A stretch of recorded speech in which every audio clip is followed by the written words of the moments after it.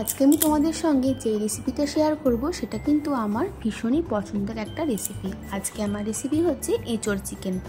তার জন্য সবার ফার্স্টে এঁচোড়টাকে আমি সেদ্ধ বসিয়ে দিলাম। এঁচোড়টাকে একটু বড় বড় করে কেটেছি আর এঁচোড়টাকে 80% মতন সেদ্ধ করব। আর সামান্য একটু হলুদ দিয়ে দিয়েছি সেদ্ধ করার জন্য। তারপরে কড়াই দিয়ে দিচ্ছি সর্ষের তেল। তেলটা খুব ভালো মতন গরম হয়ে গেলে দিয়ে দিলাম সামান্য নুন আর সামান্য হলুদ দিয়ে আলুগুলোকে একটু ভালো করে লাল লাল করে ভেজে নেব। আমার আলুটা এখানে ভাজা হতে থাক ততক্ষণে চলো একটা মশলার পেস্ট বানিয়ে নিই। তার জন্য মিক্সির বাটির মধ্যে দিয়ে দিয়েছি আদা, রসুন, টমেটো আর শুকনো লঙ্কা। একটু ঝাল ঝাল করবো বলে শুকনো লঙ্কা ব্যবহার করেছি, তোমরা চাইলে এখানে কাঁচা লঙ্কাও ব্যবহার করতে পারো। তো দেখো আমার আলুটা বেশ ভালো ভাজা হয়ে গেছে, আলুটাকে এখন তুলে রাখলাম। তারপর ওই তেলের মধ্যেই দিয়ে দিচ্ছি তেজপাতা আর গোটা গরম মশলা ফোড়ন। দিলাম সামান্য চিনি কালারের জন্য। চিনিটা মেল্ট হয়ে গেলে দিয়ে দেবো এর মধ্যে পেঁয়াজ কুচি। পেঁয়াজটাকে বেশ ভালো করে লাল লাল করে কিন্তু ভেজে নিতে হবে।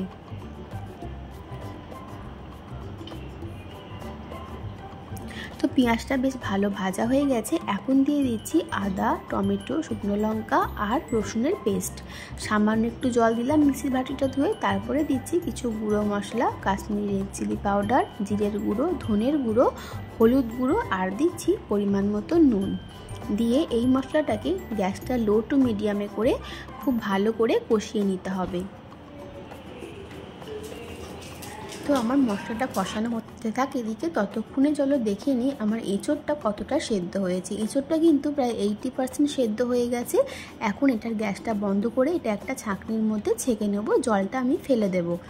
তারপরে একটা বাটির মধ্যে নিয়ে নিচ্ছি 1 চামচ টক দই। টক দইটাকে ভালো করে ফেটিয়ে নিতে হবে।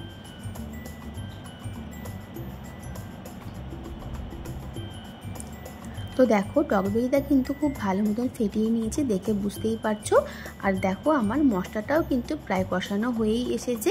তো আমি এটাকে আবারও ঢাকা দিয়ে দেবো আরও 10 মিনিটের জন্য। তো দেখো 10 মিনিট পর আমার মশলাটা কিন্তু খুব ভালো মতন কষানো হয়ে গেছে, তেলও ছেড়ে দিয়েছে। এখন দিয়ে দিচ্ছি চিকেনগুলো। চিকেনটা দিয়ে ভালো করে মশলার সঙ্গে মিশিয়ে নেব, নিয়ে এটাকেও ঢাকা দিয়ে দেবো আবারও 10 মিনিটের জন্য। 10 মিনিট পর দেখো মশলাটা কিন্তু অনেকটাই কষানো হয়ে গেছে আর প্রায় তেল অনেকটাই ছেড়ে দিয়েছে। তো আমি আবারও একটু নাড়িয়ে চাড়িয়ে নিচ্ছি।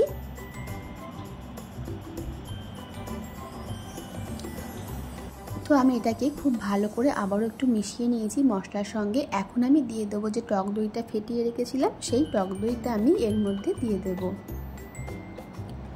আর টক দইয়ের বাটিটা ধুয়ে সামান্য একটু জল দেব, দিয়ে আবারও মাংসের সাথে খুব ভালো করে একটু টক দইটাকে মিশিয়ে নেব।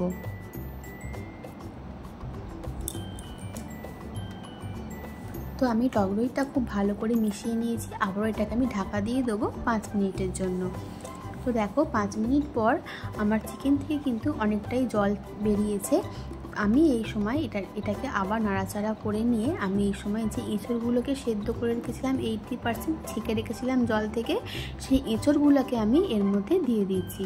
দিয়ে ভালো করে মাংসের সাথে আর মশলার সাথে এঁচোড়গুলোকে মিশিয়ে নেব, নিয়ে আমি এটাকে আবারও ঢাকা দিয়ে দেবো।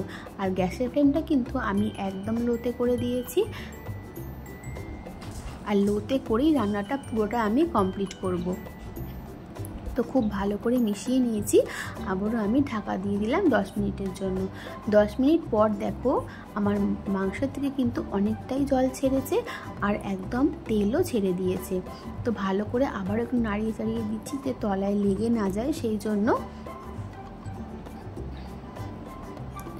এই সময় আমি যে আলুগুলো ভেজে রেখেছিলাম সেই আলুগুলো আমি এর মধ্যে দিয়ে দেব, কারণ আমি রান্নাটাতে কিন্তু কোনো রকম জল ব্যবহার করব না। আমি জল ছাড়াই গ্যাসের ফ্লেমটা লোতে করে রান্নাটা পুরোটা কমপ্লিট করব। আর তাতেই কিন্তু আলু এঁচোড় সব সেদ্ধ হয়ে যাবে, কারণ এঁচোড়টা আমি যেহেতু আগের থেকে 80% সেদ্ধ করে রেখেছিলাম। তো গ্যাসের ফ্লেমটা লোতে করে কিন্তু এঁচোড়, আলু, চিকেন সবই সেদ্ধ হয়ে যাবে। তো দেখো তোমাদের দেখিয়ে দিচ্ছি এঁচোড়টা কিন্তু আমার একদম সুন্দর সেদ্ধ হয়ে গেছে, দেখতেই পাচ্ছ। আলুগুলো আমার এখনও সেদ্ধ হয়নি, আলুগুলোকে সেদ্ধ হতে একটু সময় লাগবে। তো আমি এটাকে আবারও নাড়িয়ে চাড়িয়ে দিয়ে একটু ভালো করে মিশিয়ে নিয়ে আমি ঢাকা দিয়ে দেব। যতক্ষণ না আলুটা আমার সুন্দর সেদ্ধ হচ্ছে ততক্ষণ পর্যন্ত ওয়েট করব। এখন আমি দিয়ে দিলাম 1 চামচ ঘি। ঘিটা দিয়ে ভালো করে মিশিয়ে আমি এটাকে আবারও ঢাকা দিয়ে দেব।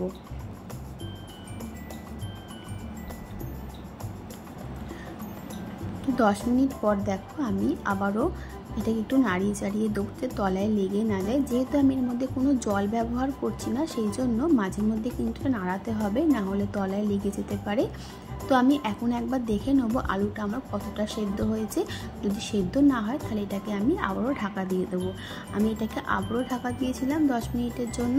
তো আমার এই সময় কিন্তু আলু একদম সেদ্ধ হয়ে গেছে আর এটা একদম রেডিও হয়ে গেছে। তো দেখো দেখিয়ে দিচ্ছি, আলু কিন্তু দেখতেই পাচ্ছ এবং সুন্দর সেদ্ধ হয়ে গেছে। তো আমার এঁচড় দিয়ে চিকেন কিন্তু একদম রেডি। আর কালারটা দেখে বুঝতেই পারছো এটা খেতে কতটা ভালো হয়। কষা কষা করে করেছি, এর মধ্যে কোনো আলাদা জল ব্যবহার করি, তোমরা দেখতেই পেয়েছো। এবারে লাস্টে দিয়ে দিচ্ছি গরম মশলার গুঁড়ো আর 1 চামচ ঘি দিয়ে ভালো করে মিশিয়ে এটাকে আমি স্ট্যান্ডিং টাইমে রেখে দেবো 5 মিনিট। ভালো করে মিশিয়ে নিলাম। এবার এটাকে আমি ঢাকা দিয়ে দেবো 5 মিনিটের জন্য আর গ্যাসের ফ্লেমটা একদম বন্ধ করে দেব।